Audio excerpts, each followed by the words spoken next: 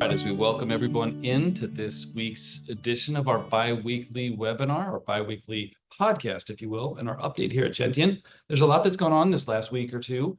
There's some massive tax law changes. There's a lot of tariff discussion as well as wars going on all around the country. But most importantly, we want to start with going big, which is beginning in gratitude. So I'm grateful that Summerfest in Milwaukee is over. It's a quite busy 3 weekends.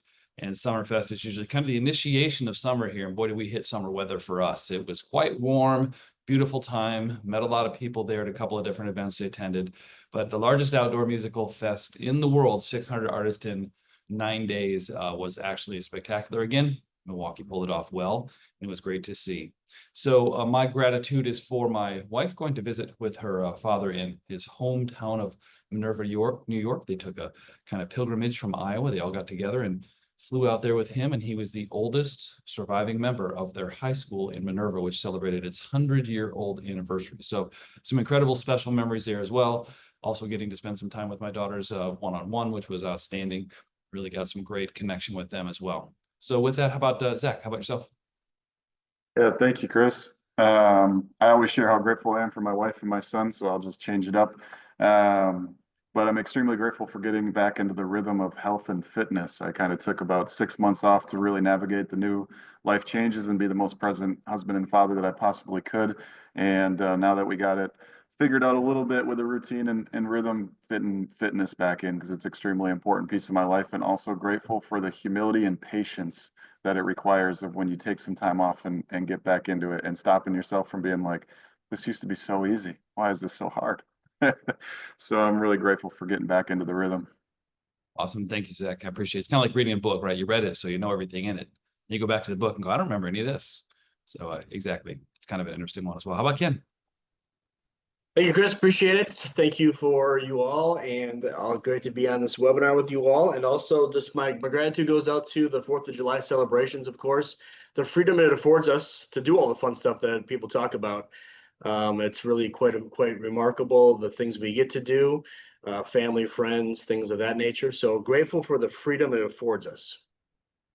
Thank you, Ken. Appreciate you as well. How about Mr. Mann? Thanks, Chris. Grateful for an incredible bachelor party that I had over the course of this last week.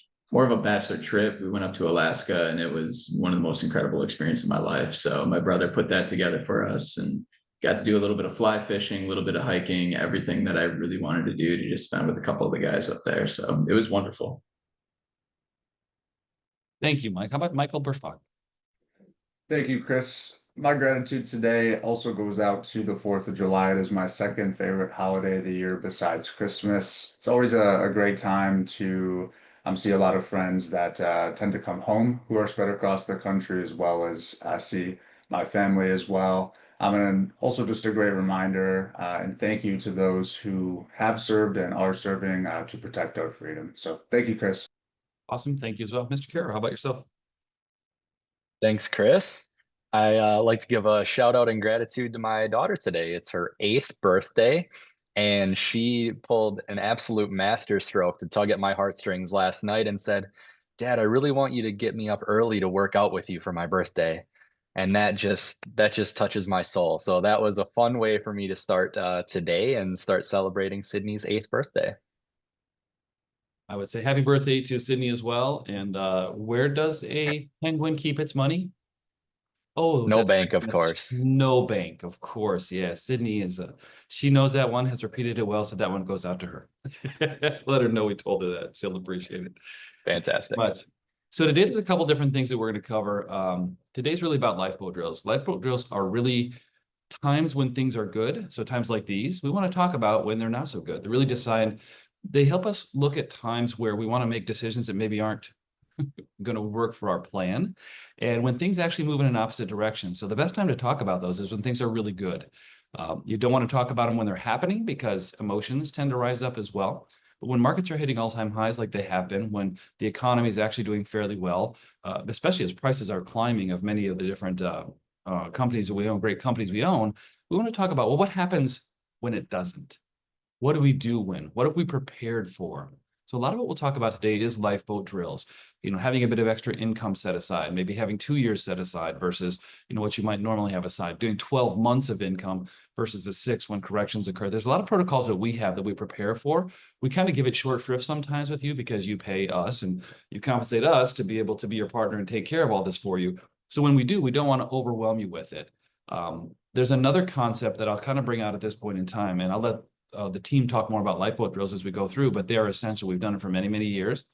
But one reason we also look at lifeboat drills is I look at something here we've all had for many, many years. And as I was a younger advisor, I used to have FOMO. That's FOMO, F-O-M-O, fear of missing out. If you're not familiar with the term, it's there because there was so much going on, it seemed like back in the 1990s, that something's always happening, you have to know what it is. And at the time, I had a lot of fluid intelligence. I was able to keep up with a lot of it, right? And there was only 3 or 4 news sources total, and you could keep up with those and what they were kind of giving you information on. So I would have to say over the past 30 years, things have changed a little. I'm not sure if you've noticed it, but I have.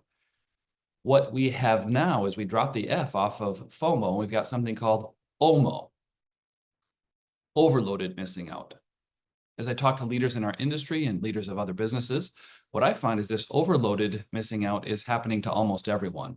There's so much information coming you. It's just as if it's a fire hose, just constantly giving you information. And that's on every single subject. So there may be 10 different fire hoses, right? All coming at you, and you can step into any one that you'd like to. And what does that do? That overloads our brain, and our ability to actually take the information in causes confusion and paralysis. When we have too many choices, our brain shuts down and we make poorer choices. So one of our goals here with lifeboat drills and as we operate is to really simplify your life, let you know what it is you should pay attention to, so that as you are in this new era of OMO, overloaded missing out, we can simplify what you should pay attention to, and we'll take care of a lot of the details here and distill it up to a point of things you may want to watch or pay attention to. So we appreciate that. I just wanted to give you a short explanation as to why we do lifeboat drills and this new concept of kind of killing the F from fear of missing out to overloaded missing out, and just some of the concepts that are going on presently that we have here, both at the firm and around some of the different leadership groups that we're in as well. As we head as well, coming up to we have a Chairman's Council Leadership Summit that's coming up for Thursday afternoon and Friday. And we want to make sure as we get together with them is there's 24 speakers in 18 hours. It is absolutely intense. So there's some great information that we'll bring back from that probably on Monday, Tuesday, and bring that to our practice as well. So with that, I know I've gone a little longer than my normal segment, but I thought there was a couple of perspective pieces I wanted to bring out as well. So why don't we hop over first to Mike's Minute?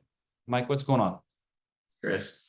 So there's a lot going on in the world right now, but one of the things that I kind of want to bring up is when we talk about lifeboat drills, we think of the idea that nobody has a crystal ball, right? We come back to this idea of there's analysts out there who are willing to set price targets for year end. They're trying to see where the market will go, and they're using the information that they only know in that time frame. And a couple big banks just came out and revised their price targets. So at the beginning of the year, these two individuals, one had a price target at $6,666, the other $6,500, right? Big year. They thought that deregulation around business was going to allow for exponential growth, a lot of increases, and they just thought that would be very good for the stock market. Now, we know what has happened since. We had a tariff scare, right? People, I don't know what else to call it at this point, because there was absolute hysteria over what could have possibly happened. And then when they showed that there could be a little bit of leniency, a little bit more negotiation that could occur, things kind of switched around. But around that beginning of the tariffs, these two respectively cut their price targets to 5,600 and 6,100. And just to give you a little bit of a perspective on this, right now the S&P 500 is at 6,200. And all of this being said, with the run that has happened recently, we've seen these two banks decide that they're going to raise their year-end price increases. Now, I'm only talking about two of them because the other haven't followed suit yet, but we're looking at them both raising their price targets beyond what has occurred currently, and they're getting back close to, if not exceeding, where they started the year. So what does this actually mean? It means that nobody knows. These are the CFAs, these are the experts who look at this sort of thing. They try to set these targets, and they kind of feed off euphoria, right? And feed off of fear. What did they do when things felt the best? Well, they had higher price targets. What did they do when things felt the worst? They cut their price targets. What happened when things were the worst? The market actually responded and rebounded upwards. What happened when things were the best? They went down in the other direction. So nobody's going to know what's going to happen first. We watched 2 years in the past have really just this stairway upwards of new returns. We watched things be very good for the stock market overall the last couple of years. So it does proceed onward when it hits all-time highs. It just doesn't always do that. So why do we do lifeboat drills? Well, if the analysts, the greatest who make themselves out to knowing this stuff more than anyone else, has truly no idea what's going to happen, we are not going to act like we do, but we will be prepared for it. We'll be prepared for the upside. We'll be prepared for the downside. We talk about this thing so that you are prepared as well. Thanks, Chris. Thank you, Mike. I appreciate that as well. It's a great way to look at it. So taking a look at a couple of different items that are going on that maybe happen in the world of the markets, why don't we go to Zach's facts? Yeah, thank you, Chris. As normal, I'll just kind of go through where we're at for this year. The Dow Jones Industrial Average of about 4% on the year. And every one of the indices that I'm about to mention are actually positive since our last webinar as well. S&P 500 just shy of 6% at 5.8. The NASDAQ, which is 50% weighted towards technology, about 5.7. The Russell 2000 is actually just on the underside of being negative. It's 0.06%. But something really interesting to note is that it's actually the category that's up the most since the volatility that we had in April. It's up 15% since April 16th. The international side up almost 17% at 16.8, and emerging markets just over 14.5% positive. So kind of leading into the lifeboat drills with it, Chris mentioned one of the most timeless pieces that we have here is rebalancing and taking a look during these good times of raising more income than we maybe normally would, or if we had money set aside into a money market account getting 4%, instead of taking from there for income, we may hold on to that for a longer period of time. And also a couple other ones. I have about 15 of these lifeboat drills, so I'll have to cut them a little bit short. But the one to take a look at when times are good is just taking a look at our estate plan and our legacy plan and just making sure that it is aligned. Oftentimes we hear, oh yeah, that's something that we got to take a look at. We'll do that at some point. But taking the time and attention and really going through that. And Chris made a really good point on Monday of this week as we were preparing for one of our events later this year of not only the structure and the legal side of it, but also what are your intentions and your values that you'd like to share with your children. And that night on Monday night, I actually wrote a letter to my son that if I happen to not be here and teach the things that I want to teach them, here's all the things that are important to me. And I even added books that I liked reading or that will help him through life, or movies that I liked or music that I liked. And it was a very, very touching moment for my wife and I to read through that. So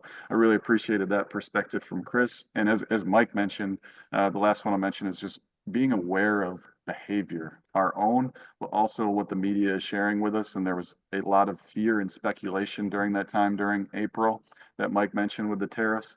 And now we're starting to hear and feel more exuberance once again of, oh, let's pick and choose this individual stock. Or even outside of our client base and conversations we've had, been hearing more conversations about, look at how much money you can make day trading and swing trading, or even starting to see fear-based annuity sales start to come back of lock in your gains, no downside protection. You can get a guaranteed 5 or 6%. Just be very aware of those and how we're feeling. And those are a big portion of our lifeboat drills as well. Back to you, Chris. Thank you very much, Zach. And I think we're talking a lot about how we prepare you for them, but then each one of these lifeboat drills is actually helping us prepare with our rules as well when things get rough. So as we look at things we'll do, things we turn on, remember back, if many of you were with us in 2009, we started this bi-weekly podcast, and actually it was weekly podcast to see what was going on because there was so much going on at one time during COVID, I'm sorry. And from that, we've just continued this. It's been very important, I think, for us to disseminate this information, whether you're on it or not, it's there. And it's there for you to be able to rely on or see later. But these lifeboat drills give us a chance to kind of remind ourselves, Remember, I've been in this business 30 years. I've seen 2000, I've seen 2009, I've seen the multiple corrections that have occurred in between, bear markets that are significant, some that last 735 days, some that last 34 days. So it's been kind of crazy. We actually had a bear market this year. I don't know if you know it, but intraday, February, we actually had a 21.9% correction from peak to trough, which qualifies as what? That's right, a bear market. So as you look at some of those, people miss that and they give it short shrift sometimes, but we had pretty significant volatility in February as well that would cause us the ability to reset. And it takes a reset, then move ahead. You know what I always remember? Do you guys remember that Ron Popeil with the pocket fisherman on TV? You know, he did this little pocket fisherman. He'd sell it. Go, who's ever going to buy it? Well, it says millions sold. I don't know how. But it's funny. I think he had things called Set It and Forget It. Maybe that was a George Foreman grill. I don't know. Maybe it's one of those different infomercials. But I think that's what we want to do. We want to set these, but we also want to make sure we remind ourselves of them as well. A little bit different protocol. So I wanted to just touch base here. Let's move on though. Let's look at some of the different ideas from Michael. Michael, what's going on with yourself, Mr. Berschwager? Thank you, Chris. Sure. A good reminder. We discuss lifeboat drills not because we're predicting hard times or some storm that's brewing. We're preparing for when that time does come, so we don't react to it. We know what to do. When we look at your financial plan and what we built together, it's not a guess. It's truly based on what's important to you, what you've shared with us, and putting our professional touch on it. We've accounted for tougher times while putting that plan together, looking at a number of scenarios like multiple bear markets through retirement, poor sequence of returns when you're entering retirement. So we're looking at a lot of these factors to prepare for these tougher times, even if you are a victim of bad timing. Another good reminder, the media's job is to grab your attention, not necessarily guide you. So if you let financial news help drive your decisions, you're not necessarily investing, you're truly reacting to what's going on. I look back even on what's happened so far in 2025 and probably could pull a dozen headlines that could make us laugh in the future. A final reminder for lifeboat drills, during tougher times, it's what you don't do. It's what you don't do that matters most when those times get tough. Trying to time those, getting out of the market or making poor investment decisions when the market does go down can be the single greatest destroyer of your wealth. Back to you, Chris. Thank you very much. I appreciate that. And there's a lot of talk of lifeboat drills here. So I gotta just ask a question. Why did the dad bring a pencil to the lifeboat? Because he wanted to draw his own conclusions. It wouldn't be the same if I didn't have a lifeboat joke or dad joke. I thought it'd be the same. Anyway, appreciate that one. Let's go to Ashley's advocate, and then we'll go to Ken. Thank you, Chris. I am going to talk about some summer scams. So, as the temperatures rise, unfortunately, in the summer months, so do the amount of scams that arise. Just because some of us let our guards down a little bit, and scammers are looking to catch us off guard. So, you may have been offered a free vacation through potentially a mailer, a text message, an email. Again, those people are just looking for your personal information. Never release any personal identifying information via phone, text message, or of course in your email. Make sure that you talk to a live person, but again, watch out for those free vacations that of course come with something else. Property rentals, summer vacations are in full swing. People are looking for great deals on a vacation rental. So again, just make sure that you're going to a reputable vacation website and don't go through potentially a social media site or someone looking to offload a quick rental property because somebody else decided not to use it. Just make sure it's reputable. Event tickets, concert tickets, of course, are on the rise. As Chris mentioned, there's so many great concerts going on around in the summer and happening. Make sure you're going through a third-party resale website and, of course, not buying off of a social site or through some other type of messaging, or even go directly to an event venue. You can actually get better pricing on some of those event tickets when you go directly through a site. Moving, of course, a lot of people are switching houses, relocating, and just be careful of moving companies. Make sure that they have proper licensing. Make sure you understand the terms and conditions. And then also, of course, double check those reviews. Client reviews are one of the most important and beneficial things that, of course, you or I can learn from. And just make sure you're checking out those couple of things. Of course, social media, when you are on that summer vacation, make sure you're not posting your pictures everywhere, because that opens up potential for someone to see that you maybe don't want to see those pictures, because that means you're somewhere, which means your house is potentially open and someone is not there. So just don't let someone easily into your home, or just letting them know that you're not home, and just post those pictures after you get home. A couple of other items that our team has mentioned is those DMV text messages that you potentially have gotten. Again, those scammers are looking to capture your personal information, and they want you to click on that malicious link. There's potential that says that you even could lose your license if you don't pay a fee. So again, just be careful of those DMV messages that are coming through as text messages. And then also UPS and Amazon packages continue to be on the rise.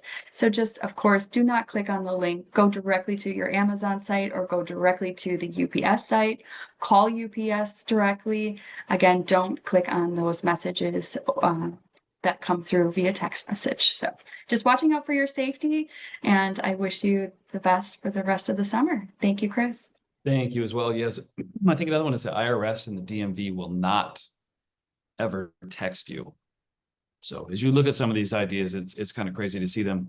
I know another one that I get oftentimes is I get unpaid toll notices, right? And it's from a toll service that I have nothing to do with. It's New York or something. If you were to look at the website from it, it doesn't exist. So just be very careful about there. They're getting more and more sophisticated, and what they try to do is bring things out of left field. And every once in a while, they'll bring back an oldie but a goodie, which is something about, hey, Geek Squad has come out and you owe $694. So the bill is overdue, right? Those things happen. Just be careful of those as well. As we look forward to the summer. You said summer's heating up. Actually, that kind of reminds me, I think that the person who invented air conditioning must have been cool. Another dad joke, love that one. So as we go forward here, Ken, why don't you bring us some ideas in the bigger world of planning? I know there's some important things that have been passed lately that might affect how much we pay in taxes. Yeah, for sure, Chris. Thank you very much. And it was I think you were talking about the Ronco food dehydrator. That's like what it was. Yeah. Like the set it and forget it, that Yep. was like 2 a.m. when it's just scrolling through on the TV. It's, the Ronco food dehydrator was that. He also made the pocket fisherman. What if you put them together? The food dehydrator, maybe catch fish and dehydrate it right away. That'd be great. Sounds like a healthy, interesting snack, I think. Yeah. So, all right, I'm going to switch it up a little bit and talk about what probably you've heard in the news recently. It is the OBBBA of 2025. That is not the Better Business Bureau Act. That is not, the outside business activities. This is the One Big Beautiful Bill Act of 2025, passed on July 4th of this year. So 5 days ago, this was passed. Really not a lot to do with IRAs in general, if you will. I'm kind of making a blanket statement here, but it has a lot more to do with taxes. And the Tax Cuts and Jobs Acts of 2017, that was a Trump plan that got permanently extended. What does that mean for all of you that are watching, or what does it mean for you that's watching and who will watch this later? It really has a lot to do with taking a look at tax rates of what we've been planning with for the last 8 years, basically.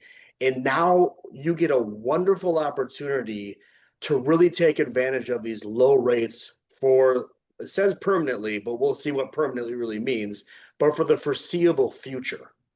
What does that mean? Roth conversion planning, income planning, QCD planning. These are really also the HSA planning. These are major topics now that we know we have a long runway on right now, and we are going to take full advantage and bring those opportunities to you during our planning meetings and really understand how we can really set this up for you. We also talk about, intergenerational wealth, family wealth distribution planning. That runway is pretty long right now. So we're going to have really intense conversations about that. If it's something that's interesting to you, just because it passed doesn't mean that we have to do it. but the opportunities are there, and we need to make sure that you know about them really clearly, because it's a really, like I said, a really long runway on that. What's really interesting, and I see who's on the podcast today, it's really going to apply to their Social Security tax relief. There's massive conversation about, hey, is Social Security going to be taxable? Is it not going to be taxable? What are we seeing in that area? And what is passed as an extra $6,000 extra deduction for seniors that are 65 and over? That's per person. So if there's a married couple, it's up to 12,000. There's phase out provisions on these, starting at 75,000 for a single, and I believe it's 150,000 for a married couple. So again, when we talk about Roth conversion planning is moving money from your traditional IRAs to your Roth IRAs, which increases income. So this is going to be a fine line when we talk about planning, because we have to find that balancing point to find out, okay, what's optimal for you and what really makes sense from a tax standpoint, and what are we trying to accomplish, and will it hurt us from losing this extra maybe $12,000 extra deduction on top of the standard deduction? That is massive. This is a massive deduction that we're able to utilize for you. And we will be doing our very, very best to put these options in front of you to make sure that we all understand what it can mean for you and your family as well. So again, it's a below the line deduction. It doesn't reduce adjusted gross income, but it reduces taxable income. And this is all fun stuff, you guys. We're built for this. This is really exciting time for us here at Gentian to help you really enhance your wealth even more than you already have. This is going to be a wonderful opportunity that we really look forward to. If you're itemizing, this is also an interesting one with the state and local tax deduction. It's actually being capped at $40,000 now. And again, there's phase out limits for income on all this stuff, but it used to be 10,000. So that, again, that runway and that opportunity has really opened itself up to some really great tax planning as well. So there's more on clean energy tax credits. Those are being scaled back, maybe even being reduced as well. So, that might not be as, interesting for some, but some may just want to do it because of the environment, not necessarily from a tax standpoint. So again, all personal stuff to you, but we'll identify it. We'll bring up the opportunities. We're really excited for the next phase of all this, because it really enhances the planning that we can really do for you and really make a difference. Back to you, Chris. Thank you very much, Ken. I appreciate that. Ken just told me that he found $100 in his raincoat. He's saving for a rainy day fund. We're talking about lifeboat drills, right? So it's kind of cool. Nice, Ken. Appreciate you doing that. I feel like my raincoat maybe has some holes in it or something. I don't know. It could be. So maybe it's not. We got to protect that. I think as we go forward, though, what you're looking at with what Ken's talking about, there's a lot of tax provisions. Remember, this is simple. It's not what you make, it's what you keep that's most important. A lot of times tax preparers don't prepare you for what to do to reduce taxes. They just keep scoring what you owe in tax. So one of our goals here is actually to help you net more out of what you make. So thanks, Ken. That was a really good point you made as well. So let's go forward here to Mr. Caro. Mr. Caro, you are going to keep us in tune with everything that we need to know. But before that happens, I have a question for you. Oh, Why couldn't the lifeguard rescue the drowning hippie? the drowning hippie. He was far out, man. So that was good for all of our baby boomer clients who are on the call, because I know that was a big term back in the 70s and 80s anyway. Fantastic. That's a good one. That's lifeboat joke. Sorry, I'm done. I love it. That keep them coming, I think. As far as what is happening, what should we be looking at? What do we need on our calendar right now? Some happenings going on. Obviously, today we are hosting the bi-weekly podcast. You're here for this today. The next bi-weekly podcast will be on Wednesday, July 23rd. We'll be talking about intergenerational wealth planning. Some fun facts, hopefully have you interested in that topic. Only 33% of wealthy families have comprehensive wealth transfer plans. 60% of heirs feel unprepared to manage the wealth they will inherit. And 80% of parents believe that their children are not ready to handle the financial responsibility of their inheritance. So this is an incredibly important topic, and we hope that you'll join us for that on July 23rd for the next podcast. We also have in July still on the 16th, our July birthday club. So if you have a July birthday, please RSVP through your email link and join us on July 16th. Doors will open at noon. Wednesday, July 23rd, after the biweekly update, we have our next Ladies and Gentian event, the Pick, Purchase, and Propagate. We'll have special guest Katie Fedorsky. Master Gardener will be leading the gathering for all your produce picking, purchasing, and propagating needs and questions. So ladies of Gentian, please RSVP through your email link and join us for that event as well. Wednesday, July 23rd, we will also have limited office hours, team unavailable from 12 p.m. to 3 p.m. Obviously, lots of events going on there and tasks that are going to take us away from our phones and computers. So please be patient with us if you have any needs during that time on Wednesday, July 23rd. Looking forward a little bit further, save the date on your calendar. Wednesday, August 27th is our next health and wealth event with the wonderful Michelle Norris. She will be talking muscle medicine. So what are the benefits of building and keeping muscle on our bodies as we age? And one more event to keep on your calendar. Monday, September 8th is our annual shred event at the Doty Farm from 11 to 2. You can please RSVP through the link in your email as well for that event and get rid of any sensitive documents that you no longer need to hang on to at your home. Thanks, Chris. Appreciate that. Thank you, Ryan. There's a lot going on in this summer timeframe as well. So just a little bit of a summary of today.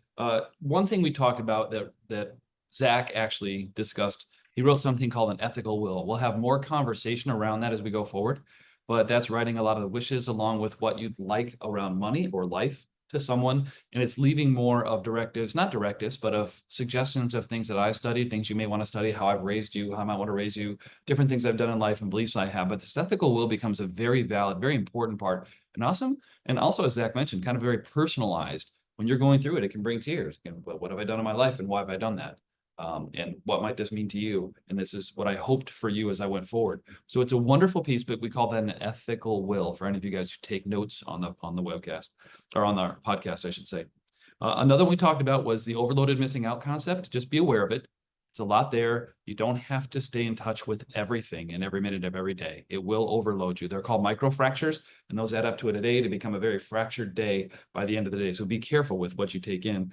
Tax law, which Ken brought up for us, is definitely always interest to us. Of course, what do we owe? What do we not owe? What are the changes? What can we take advantage of? We're halfway through a tax year as well. Oh my gosh, have I done what I should to take care of that? So we'll have more of that as we go forward. Of course, the lifeboat drills, which we talked of overall, they're very important. Of course, the lifeboat dad jokes, most important thing we talked about as well. And I think as many were talking about the family wealth distribution planning. Most people do not have a plan for their family wealth distribution planning. That is from your parents who you may be in charge of to your children who may eventually receive it. There's 5 generations typically involved, and they are of massive different knowledge of what's going on. So we've done a great job oftentimes of preparing the money for the kids, but we haven't done a great job of preparing the kids for the money. We recently had a finance camp for kids. We're trying to put a few things that they can help with that as well. But I'll just say those are 5 or so things that have come out of today and things that we're doing here and spending time on. Some of the things we've also talked about, which you maybe don't know yet, is the Where Will I Live When? We had the very popular program last year that's helped many, many people. We've been spending a lot of time putting together what content will go, where will I live when? And I really like this statement, what happens when? We are here to plan for what happens when. And that could be where you're going to live. It could be markets. It could be, death of a spouse. It could be anything major. But to have some sort of a plan when you have the capacity to make that plan, mentally, physically, your abilities to have a cognitive plan are very important. So one of our goals here is to make sure that you have that kind of preparedness. So we'll ask you some tough questions. What happens when? If you've been in the market for the last, say, 14 years, you've experienced one of the greatest bull runs we've had since the 1980s, right? That's 50 years ago. It ended in 2000. Now it's market up almost 10 times. Today we're up around 400%. So we're about not quite half that. But as you look at these in perspective, what signs do we see? Our goal is to help you understand what signs we're seeing that may be important to you as we move forward. And then most importantly, what happens when? this bull market ends. 5 years, 5 months, 5 days, 15 years. Who knows when that happens? So I think as we talked about in this program as well, there's not a lot that's super predictable, but things tend to rhyme with history. Markets are correct. We don't know why. It's a different form with which the correction always gets started, but the function is the same, to reset ourselves for the next level. And great companies are out there in markets to go ahead and make the choices for us to navigate through those kind of markets. I know we've gone 5 or 7 minutes over, but there was a lot to cover in here. I think a lot that's very important in here as well. So thank you for your patience and extra time. I know only 1 or 2 of you have dropped off during the whole program, but I'd say we're really here to help you with what happens when. So thank you from all of us here. I want to also take a moment here to thank you all for the introductions you give to us. We are introduced to wonderful people, people you like, people who are friends of yours who often need our services. Again, our commitment is 100% to you. So we rely upon you, and thank you for that. Thank you for still making us a wonderful growing firm. You guys are winning awards for that growth on a consistent basis. We appreciate that. We appreciate seeing those people and meeting those that you were introduced to us as well, because they are bringing people into our family. And this is really a movement more than anything else. We want to help prepare you and your family in a different way than most people. It's not just about money. It's about, we do this so that. So a couple of things we're going to look at is, we are doing what we're doing so that you can live the life you want to. So your family can, have a education, different ideas. And then what happens when? 2 major issues we're going to make sure we help you with all the time. We simplify it on purpose. There's a lot behind it. But thank you for your commitment to us. Thank you for your trust in us, most importantly. We appreciate you here from the galactic headquarters of Gentian in Mequon, Wisconsin, sitting out here today. Have a great next 2 weeks before we talk again, and enjoy this beautiful summer.